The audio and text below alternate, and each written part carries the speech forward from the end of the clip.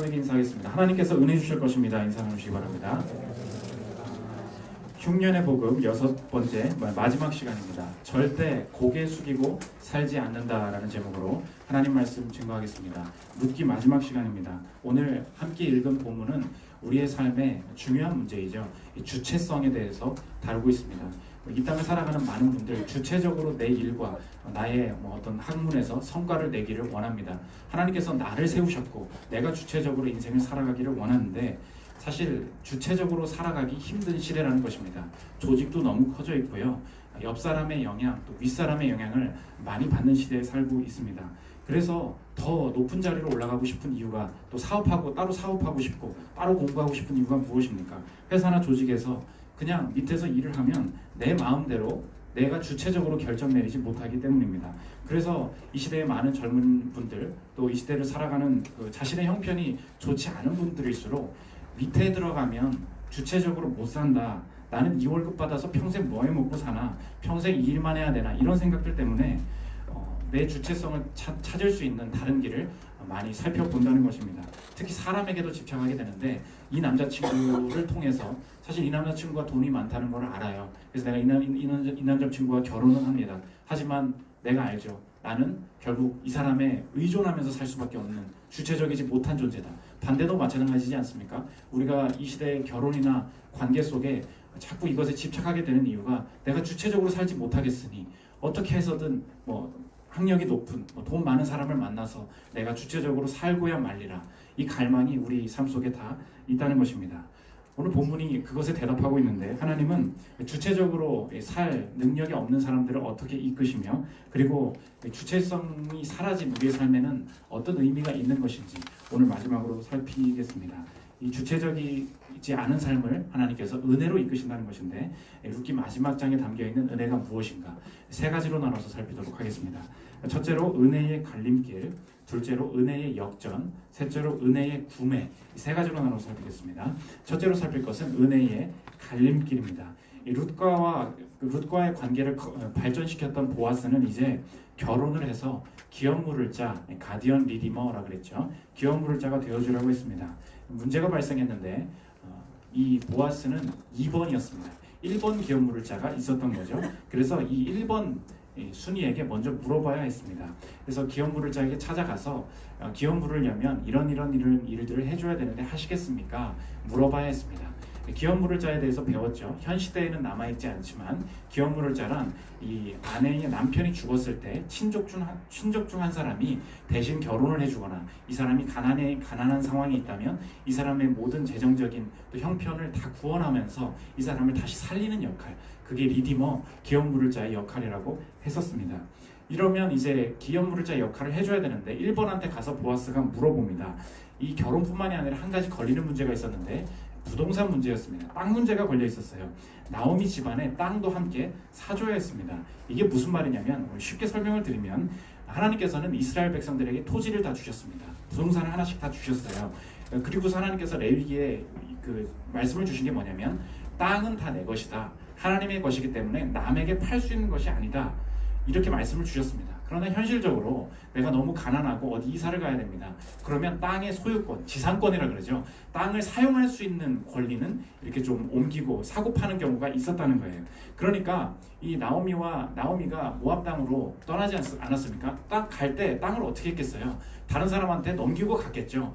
다시 돌아와서 이제 이 땅에 살려고 보니까 다른 사람이 경작을 하고 있었던 것입니다. 그러니까 이 나오미의 기업을 물을 자가 되려면 이 부동산도 다시 물러줘야 되는 상황이었던 거죠. 레위기 25장 23절부터 한번 보십시오.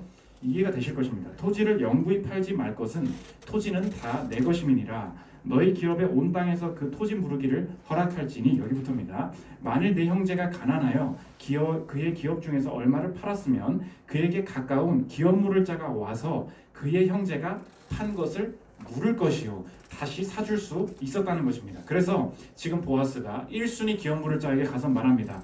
혹시 죽은 엘리멜렉의 가정이 나오미 이 땅이 토지 다시 팔려고 하는데 토지 다시 살 생각 있냐? 이것을 물어봤다는 거예요. 그게 오늘 이제 본문 시작입니다. 3절 4절 보십시오. 보아스가 그 기업 물을 자에게 이르되 모압 지방에서 돌아온 나오미가 우리 형제 엘리멜렉의 소유지를 팔려 함으로 만일 내가 물으려면 물으려니와 만일 내가 물으지 아니하려거든 내게 구하여 알게 하라. 내 다음은 나요 그 외에는 물을 자가 없느니라 하니 그가 이르되 내가 물으리라 하는지라. 오늘 갈등의 핵심이 어디 있느냐? 마지막에 밑줄 그으면 된다는 것입니다. 그가 이르되 내가 물으리라 하는지라. 오늘 룻기 쭉 읽어보면 이 러브라인이 어떻게 가요? 룻과 보아스가 사랑을 나누더라. 근데 2번 기업 물을 자지만 1번도 있더라. 근데 하나님께서 이 상황을 보니까 룻과 보아스가 결혼하게 하시겠지. 그러니까 1번은 당연히 포기하겠지. 이렇게 생각을 해야 되는데 야 그러니까 땅 살래 했더니 1번이 나 안 사. 이렇게 말을 해야 되는데 지금 뭐라 그럽니까? 내가 물으리라. 땅 나왔어? 좋은 땅 나왔어? 그럼 내가 사야지. 내가 기업 물을 자가 되어줄게. 이렇게 그냥 말을 해버렸다는 것입니다. 아니 순적하게 하나님이 결혼을 이끄실 줄 알았는데 왜 이 사람이 땅을 산다고 했을까요? 한번 여러 투자를 많이 하시지만 투자자 입장에서 한번 생각해 보십시오. 이 땅은 어떤 땅입니까? 지금 나오미만 남았어요. 엘리멜렉도 죽었습니다. 그리고 룻이 있었는지 몰랐던 것 같아요. 나오미도 늙었습니다. 그럼 내가 여기서 얼마 되지도 않는 땅 사면 이 가문에서 이 땅의 소유권을 주장할 사람이 아무 남자도 없는 거예요. 그러면 이 땅만 내가 사면 나오미만 노년에 조금 부양비만 조금 내면 이 땅 평생 누구 땅이 되는 거예요? 내 땅이 된다는 것입니다. 너무 좋은 투자처예요. 그래서 오케이 내가 사겠다 이렇게 말을 했다는 것입니다. 얼마나 보아스가 실망했겠어요. 하나님의 인도하심인 줄 알았습니다. 그런데 사버리겠다고 하니까 그러면 사랑은 전쟁도 뭐 일리아스 오디세이 뭐 이런 거 보면 사랑은 전쟁도 일으킨다고 하지 않습니까? 우리 같으면 내 이제 아내를 뺏길 것 같아요. 그럼 어떻게 해야 돼요? 잠깐만 이거 하고 너 결혼할 거야? 아니 기업 물을 거야? 이러면서 해야 되겠죠. 야 잠깐 포기해. 칼을 이렇게 딱 하면서 그러면서 새 기계 보이냐? 보리타작 시즌이잖아. 저 보리타작 기계 내가 새로 샀거든. 잘 갈리더라고. 이게 보리만 가는 게 아니야. 이게 잘 갈려. 뭐 이렇게 위협을 하지 않겠습니까? 내가 어떻게든 이 여자를 지켜야지. 뭐 이렇게 우리는 말할 텐데 보아스는 착했죠. 그렇게 말하지 않았습니다. 그렇구나. 기업 물을 거구나. 그러면 모든 이 의문 이제 다 나머지 알려줄게. 땅 문제는 그렇게 해결하면 되고 이 여자 문제가 하나 걸려 있는데 룻과 결혼해서 후대를 이어주면 돼 라고 말하자마자 표정이 싹 바뀌더라는 거예요. 뭐라고? 며느리도 있었어? 이 사람의 목적이 무엇입니까? 이 1번 주자의 목적은 이익이었어요. 인트레스트였어요. 땅 사는 건 좋은데 이 가문을 살리기 위해서는 룻과도 결혼해야 된다는 추가적인 정보를 알았습니다. 그랬더니 마음이 바뀌어요. 왜 그렇습니까? 룻과 결혼하면 아이도 낳아야 되고 먹여 살리고 나중에 결국은 소유권이 누구에게 합니까? 내가 소유권이 없어지잖아요. 그러면 계산이 안 나온다는 것입니다. 그래서 산다고 실컷 말하다가 6절에 뭐라 그러냐? 안 사 그러면 6절 보십시오. 그 기업 물을 자가 이르되 나는 내 기업에 손해가 있을까 하여 나를 위하여 물으지 못하노니 내가 물을 것을 네가 물으라. 나는 물으지 못하겠노라 하는지라. 나 못하겠어. 왜냐하면 손해 볼까봐, 원문에 보면 망할까봐, 내 기업이 완전 무너질까봐 여기서 기회가 갈라졌다는 것입니다. 이 본문에서 중요한 통찰을 얻을 수 있는데 모든 사람의 눈에는 자신의 하나님이 자신의 기회로 보인다는 것입니다. 다시 한번 모든 사람의 눈에는 내가 지금 하나님으로 삼고 있는 것이 나의 기회로 보이게 된다는 거예요. 보아스는 늙은 사람이었습니다. 룻은 가난한 사람이었습니다. 결혼할 때 서로가 다 좋았던 게 상황이 다 좋았던 것이 아니에요. 그러나 이 둘이 하나님께서 이끄셨음을 확신하고 왜 결혼할 수 있었습니까? 상황들은 다 어려운 부분들이 있었지만 하나님께서 은혜 속에 우리를 인도하신다는 확신, 그 하나님이 기회로 보였고 그 하나님이 나의 미래라는 확신이 있었기 때문에 이 결혼을 진행해 가고 있었다는 거예요. 그래서 보아스는 늙은 자였지만 룻은 그의 나이도 이겼고 보아스 입장에서는 이 룻이 가난한 자였지만 그의 가난도 이겨내면서까지 하나님의 인도하시는 만남들을 행해 나갔다는 것입니다. 그러나 이 기업 물을 자는 어때요? 결혼하라고 해도 안 하는 이유가 무엇입니까? 왜? 이 사람에겐 이게 기회로 보이지 않았습니다. 이 사람의 하나님은 이익이었어요. 인트레스트였습니다.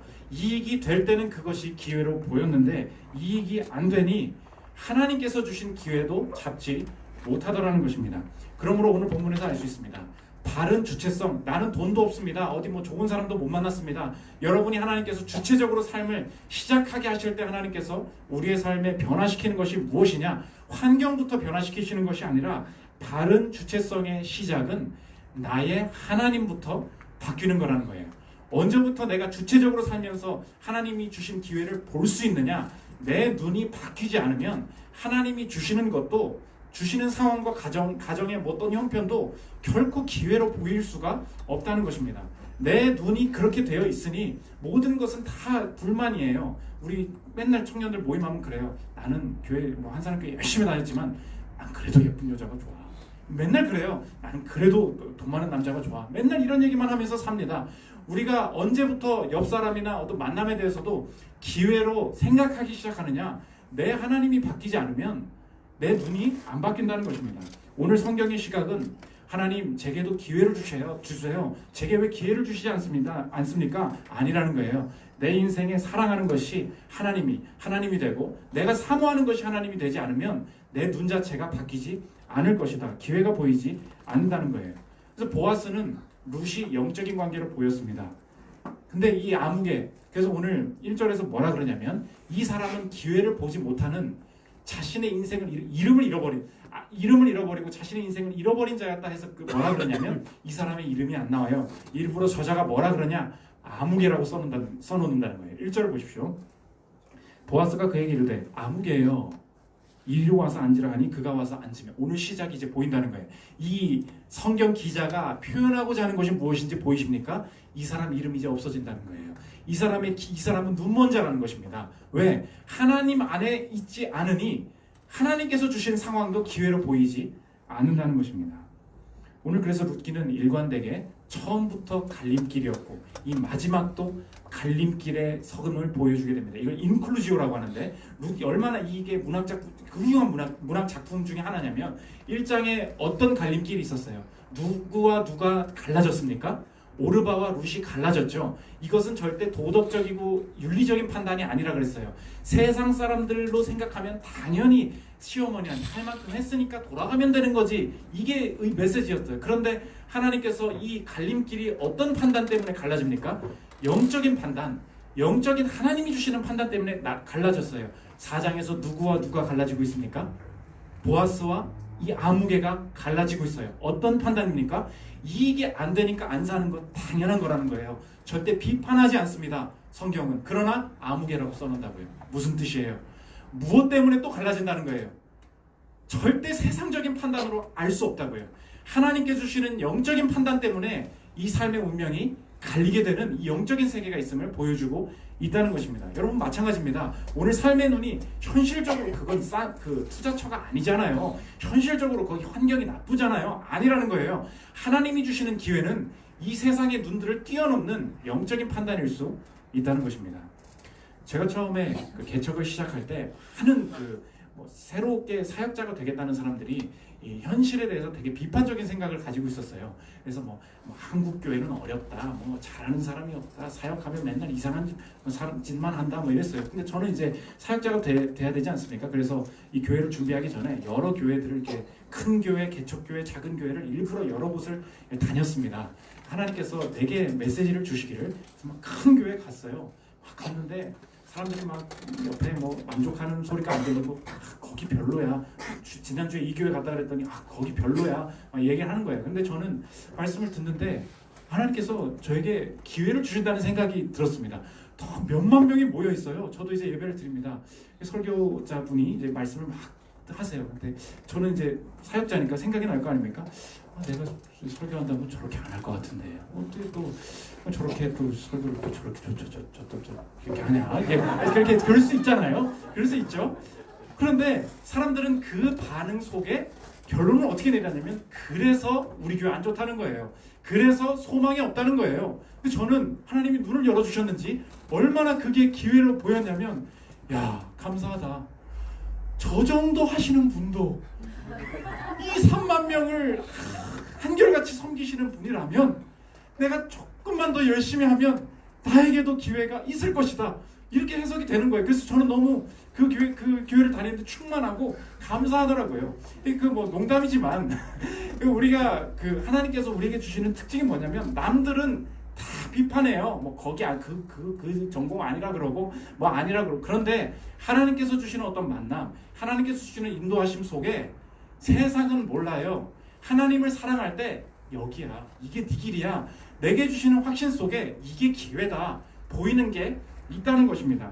삶이 어디서 갈라지느냐, 투자처냐 아니냐, 이익이 되냐 아니냐 아니고 하나님을 사랑하는 마음으로 뜨겁게 하지 않으면 나도 눈먼자가 될 수 있다. 이 갈림길을 성경이 마지막으로 경고하고 있다는 것입니다. 하나님이 좋아지십니까? 해본 적 없지만 하나님의 말씀에 순종하고 싶은 마음, 이것이 기회라는 마음이 생기십니까? 하나님이 오늘 여러분에게 말씀을 주실 때 이것이 기회라는 눈도 함께 열어주셔야 된다는 거예요. 그래야만 우리가 살 길이 열린다는 것입니다. 이게 영적인 거듭남이다. 오늘 성경이 보여주고 있습니다. 두 번째 살펴볼 것은 은혜의 역전인데, 이 두 번째 대지에서 살펴볼 게 오늘 첫째 그 문제 제기와 같습니다. 이 땅에 살아가는 많은 분들이 지금 고민하고 있는 것이 무엇이냐면, 아무리 하나님께서 삶의 은혜를 주셔도 전도사님, 제 삶의 처지는 쉽게 변하지 않는다는 거예요. 예수 믿었다고 쳐보세요. 내가 직장에 갔어요. 갑자기 사장님이 됩니까? 여전히 대리잖아요. 내가 뭐 열심히 공부를 했습니다. 뭐 이게 주님을 만났습니다. 학문의 세계로 들어가 보십시오. 내가 갑자기 엘리트가 됩니까? 그러지 않다는 것입니다. 거기에서 영향을 미치는 사람, 또 뭔가 선한 일을 할 수 있는 사람들은 다 따로 있다는 느낌이 들고, 나는 그냥 되게 소시민 같다, 이런 느낌이 든다는 것입니다. 그래서 은혜 받는 삶에 대해서 요즘 사람들은 이걸 좋아하지 않아요. 왜? 이 시대의 문화의 목소리는 뭐냐면 주체성이거든요. 내가 돈을 벌어서 내가 스스로 선 것이 성공한 인생이다라고 평가를 해준다는 것입니다. 그런데 누구 뭐 빌 붙어가지고 뭐 누구 밑에서 월급 받아가지고 그렇게 사는 인생은, 그리고 특히 교회에 오니까, 교회 오는 요즘 많은 젊은 분들은 도움 받기도 싫어해요. 왜 그런지 아십니까? 도움 받는 것은 곧 굴욕이라고 생각하기 때문에 그렇습니다. 예전에는 돈 주면 좋아했어요. 그런데 이거 받기 싫다는 것입니다. 뭐 도움 받기도 싫대요. 왜? 내 스스로 결정해서 내가 서고 싶다, 이 열망이 있다는 것입니다. 오늘 본문이 그 문제를 다루고 있는데, 보아스랑 결혼했어요. 누가 가난했습니까? 룻이 가난했죠. 그러면 룻 입장에서 생각해 보십시오. 결혼은 잘했지만 어떤 느낌이 들어요? 나는 내 스스로 못 서니? 아니 뭐 보아스랑 결혼해가지고 사는 수밖에 없지. 평생 이렇게 살아야 되겠구나. 이렇게 갈 수밖에 없는데, 오늘 성경은 무엇이냐? 그렇게 내가 어떤 역할을 할 수 없다라고 생각하는 사람의 시각을 바꿔주고 있다는 것입니다. 하나님은 은혜를 누구를 통해서 주시냐? 보아스를 통해서 주시는 것이 아니라 은혜를 받는 것처럼, 뭔가 남에게 빌붙어서 사는 것처럼 보이는 그 사람을 통해서 하나님이 은혜를 다른 사람에게 주시더라는 거예요. 그 역전이 일어나고 있는데, 두 인물을 통해서 역전이 일어납니다. 룻을 통해서 역전이 일어나고 나오미를 통해서 역전이 일어난다는 거예요. 첫째로 룻을 통해서 역전이 일어납니다. 오늘 룻과 보아스가 결혼을 하는데, 보아스가 야 보아스 네가 아깝다, 이런 얘기가 나와야 되잖아요. 그래서 주변의 축복에 뭐라 그러냐면, 룻 때문에 보아스 가문이 잘 될 거야, 이 여자를 계속 드높이고 있다는 것입니다. 11절 12절 보십시오. 성문에 있는 모든 백성과 장로들이 이르되 우리가 증인이 되나니 여호와께서 내 집에 들어가는 여인으로 이스라엘의 집을 세운 라헬과 레아 두 사람과 같게 하시고 내가 에브라스에서 유력하고 베들레헴에서 유명하게 하시기를 원하며, 또 한 번입니다. 여호와께서 이 젊은 여자로 말미암아 내게 상속자를 주사 내 집이 다말이 유다에게 낳아준 베레스의 집과 같게 하시기를 원하노라 하니라. 지금 다 마지막은 보아스 이야기가 나와야 되는데, 룻기 4장에는 남자 이야기가 하나도 안 나와요. 여자 이야기밖에 안 나옵니다. 성경은 남성 중심이죠? 아니에요. 4장 보십시오. 여자 이야기밖에 안 나옵니다. 지금 보아스 때문에 룻이 살았다라고 얘기하고 끝날 줄 알았는데, 마지막에 지금 어떤 은혜의 역전이 펼쳐지느냐? 룻 때문에.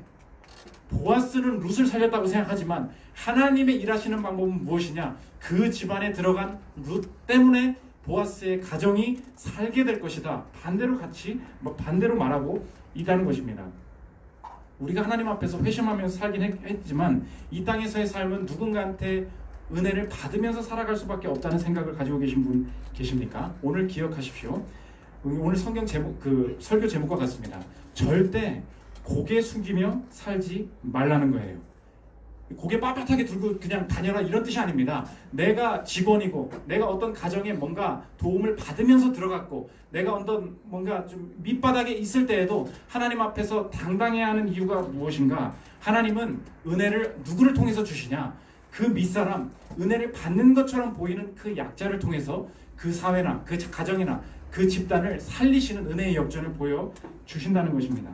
룻이 그래서 이 룻과 같이 생각하는 사람들이 우리 젊은 분들도 좀 기억하십시오.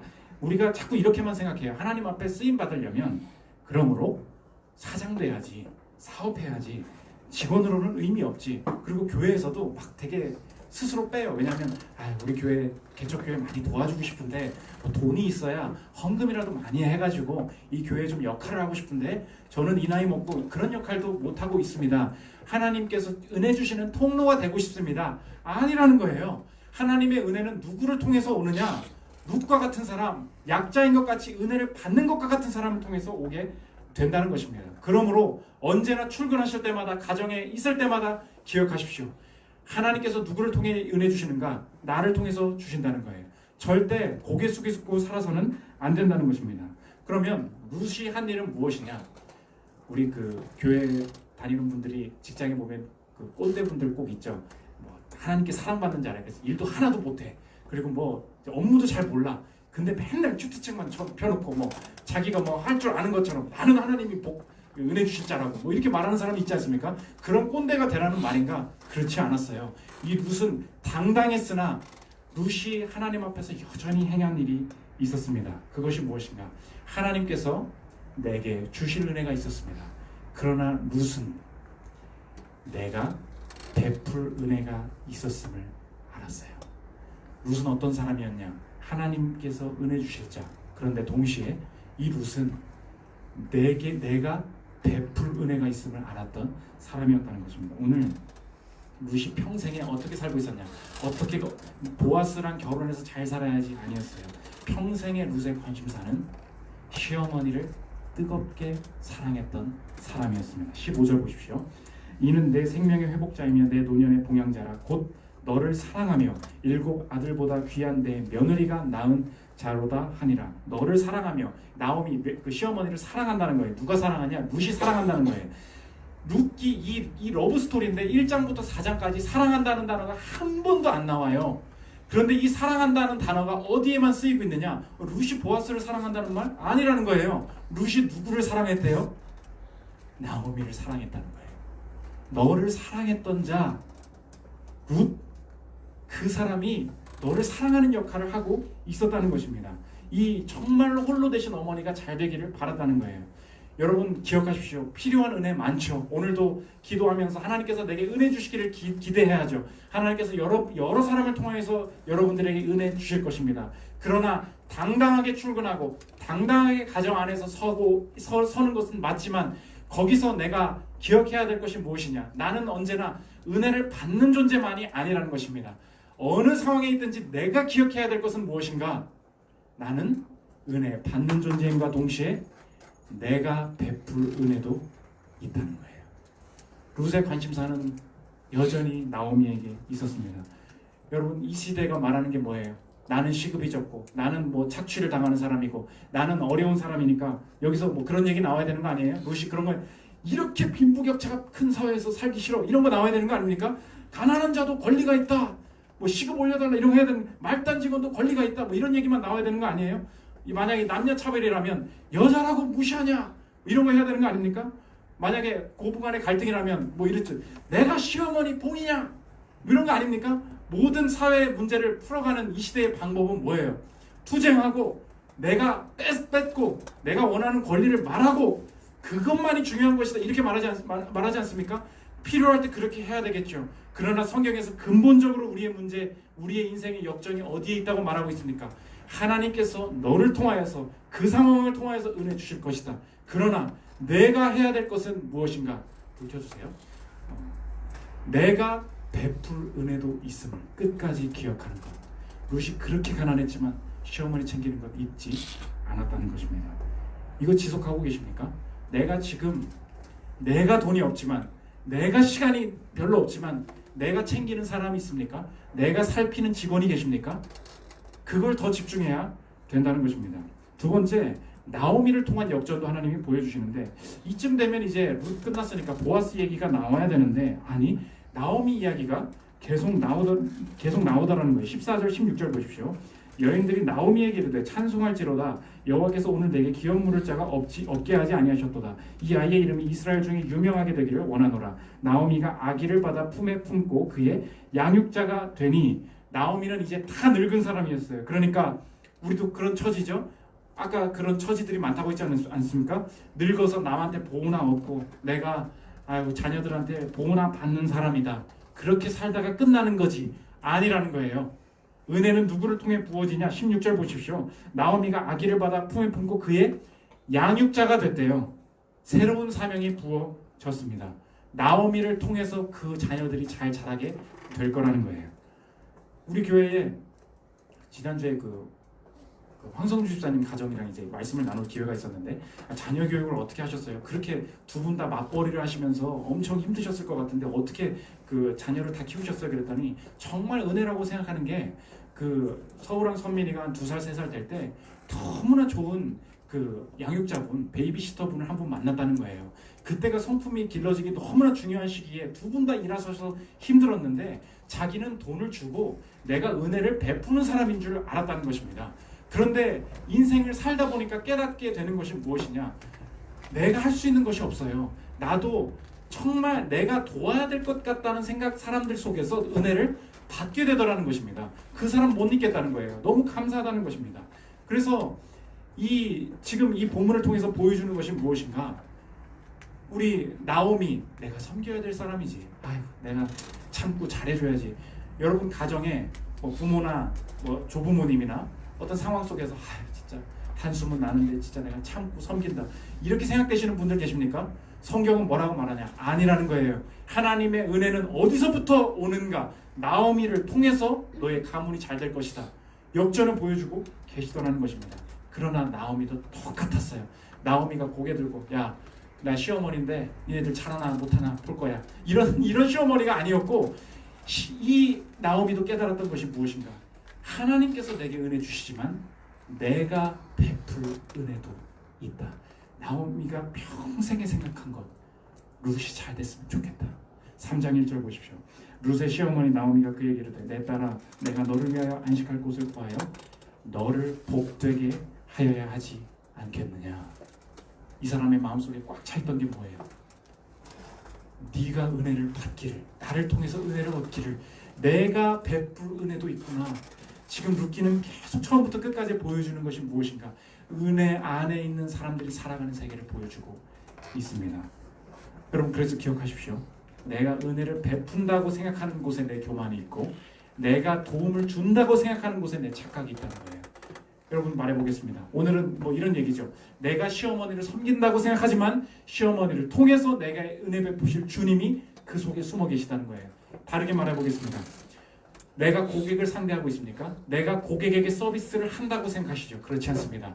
고객을 통하여서 나를 다루시고 고객을 통하여서 내게 은혜 베푸실 그분이 숨어 계시다는 거예요. 내가 학생을 가르치고 있습니까? 내가 학생한테 잘해주는 거지, 은혜 베푸는 거지, 착각이라는 거예요. 학생을 통하여서 나를 가르치시고 학생을 통하여서 나를 보게 하시는 하나님의 은혜 주심이 숨겨져 있다는 것입니다. 목사도 마찬가지죠. 내가 일주일 동안 이렇게 신방하고 준비하면서 내가 성도를 섬기는 거지, 착각이라는 거예요. 성도를 통하여서 나를 배우게 하시고 성도를 통하여서 나를 가르치시는, 내게 은혜 주시는 은혜의 주인이 하나님이시다. 그거 깨닫지 못하면 우리는 언제나 은혜 주는 순간에 교만해질 수 있고요, 은혜 받으면서 교만해질 수 있다는 거예요. 은혜의 세계가 얼마나 신비한 것인지 오늘 보여주고 있다는 것입니다. 오늘 룻기는 은혜의 역전이 일어날 것이다, 착각하지 마, 은혜는 하나님이 주시는 거야, 이야기하고 있다는 것입니다. 마지막 세 번째, 은혜의 구매입니다.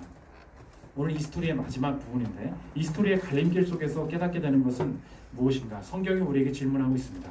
너는 누구냐는 거예요. 오늘 갈라졌죠. 이익에 따라 갈라졌습니다. 아무개와 보아스가 갈라졌는데, 우리가 이 글을 읽고 우리에게 적용했을 때 떠오르는 것은 나는 누구인가? 나도 마찬가지라는 것입니다.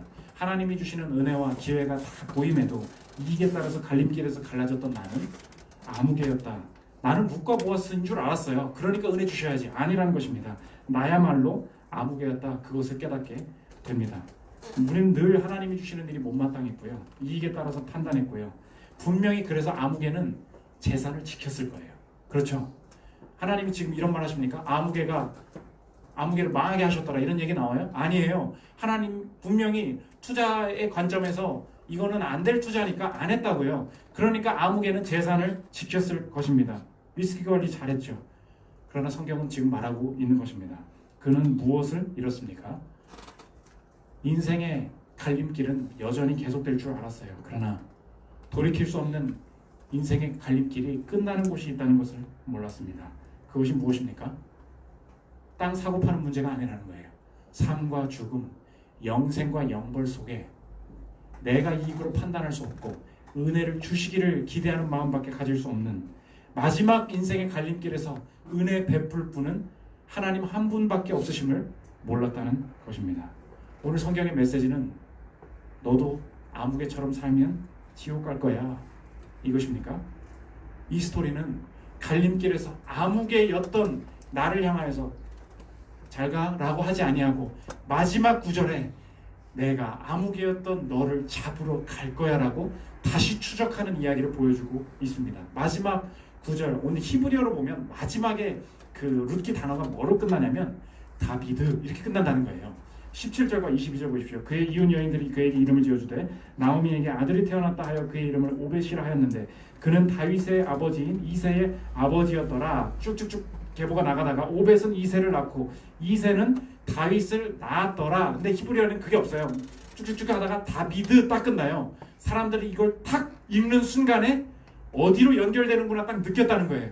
하나님이 아무개를 버리신 줄 알았습니다. 룻과 보아스처럼 살지 못한 우리들을 버리신 줄 알았습니다. 룻과 보아스가 행복하게 사는 이야기를 그냥 그리는 줄 알았습니다. 아니라는 거예요. 이 성경의 마지막에 보여주는 이게 어디로 연결되느냐? 하나님을 저버리고 이익 앞에서 하나님을 저버렸던 우리를 향해서 하나님은 다시 쫓아오실 것이다. 다비드, 이 가보가 다윗을 통하여서 이 계보가 다윗을 통한 예수 그리스도를 통하여서 내게도 은혜 주실 것임을, 떠났던 아무개에도 순종하지 못했던 나에게도 이 은혜가 여전히 적용될 것임을 보여줄 것이다. 더 확장하고 나간다는 거예요. 그게 이 성경의 메시지라는 것입니다. 하나님께서 내게도 은혜 주실 것이다. 그 은혜가 무엇이냐? 우리가 마지막 질문이 이거예요. 하나님 내게 어떤 은혜를 주실 것입니까? 오늘 중요한 그 구절이 나오는데 보아스가 룻이랑 결혼합니다. 결혼할 때 이 결혼이 어떤 의미인지 아니 죽은 게 살아나는 은혜야 라고 이렇게 고백해요. 5절 보십시오. 보아스가 이르되 내가 나오미의 손에서 사서 그 밭을 사는 날에 곧 죽은 자의 아내 모압 여인 룻도 사서 그 죽은 자의 기업을 그의 이름으로 세워야 할지니라 하니 기업 물을 자의 역할은 뭐냐? 이 룻을 뭐라고 말하냐면 죽은 자의 아내라는 거예요. 이 인생 죽었다는 거예요. 네가 기업 물을 자로서 이 사람과 결혼한다는 것은 뭐냐면 죽음을 사는 거야. 죽었던 사람을 사서 살리는 거야. 이런 뜻이라는 것입니다. 이게 은혜고 이게 우리에게도 주어진다는 것입니다. 하나님이 다윗을 통해서 내게 주실 은혜가 무엇인가? 나도 이 모압리의 룻과 똑같았다는 거예요. 하나님을 떠나서 내가 바라는 남편이나 이런 거 찾아다니다가 죽을 존재였습니다. 나를 인정받고 내 인생이 잘 될 것이 아무것도 없는 존재였어요. 그러나 하나님께서 무엇을 살리신다는 것입니까? 어떤 은혜를 주신다는 것입니까? 죽을 것을 살리는 은혜. 그걸 내게 주신다는 거예요. 내 인생 죽을 인생이었는데 뭘 구매하셨다는 거예요. 내 죽음을 구매하셔서 생명으로 구매하셔서 내 인생을 새롭게 해주시겠다는 것입니다. 이게 십자가의 은혜라는 거예요. 그러므로 나는 알 수 있다. 하나님께서 도대체 내 일상에서 내게 주시는 은혜라는 것이 도대체 무엇인가?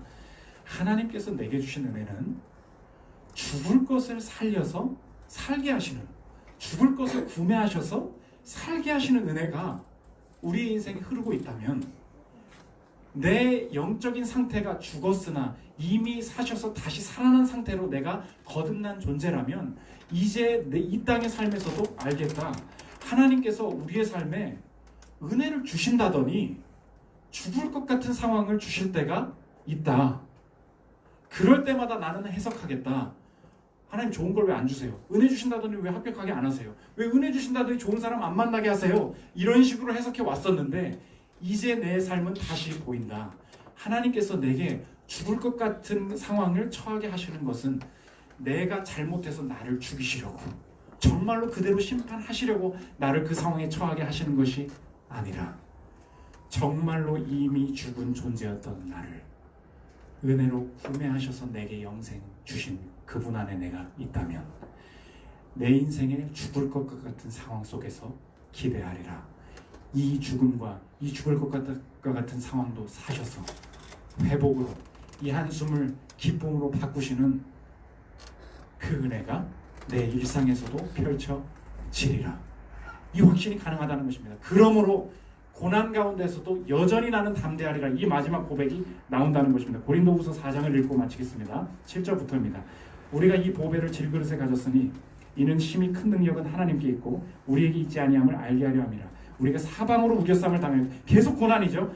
쌓이지 아니하며 답답한 일을 당하여도 낙심하지 아니하며 박해를 받아도 버림받지 아니하며 거꾸러뜨림을 당하여도 망하지 아니하고, 그 다음이에요. 자꾸 죽음을 나도 죽음을 사겠다, 죽음을 언제든지 테이크하겠다 이렇게 말합니다.